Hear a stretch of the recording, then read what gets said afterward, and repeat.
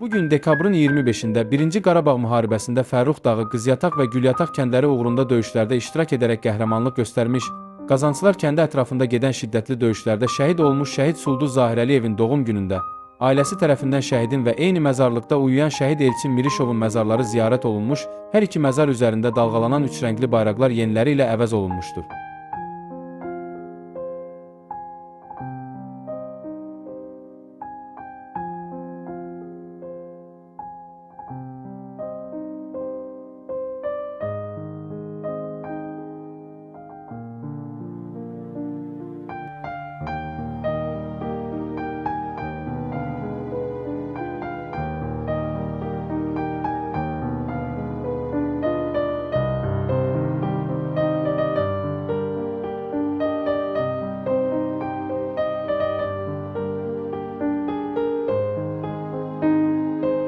Daha sonra ailə üzvləri vaxtilə şəhid Sulduzun oxuduğu və hal-hazırda adını daşıdığı Lerik rayon şəhid Sulduz Zahirəliyev adına Davidon kənd ümumi orta məktəbində olmuş və məktəbdə şəhidin xatirəsinə həsr olunmuş quşa önündə şəhid Sulduz Zahirəliyev haqqında xatirələrini bölüşmüşlər.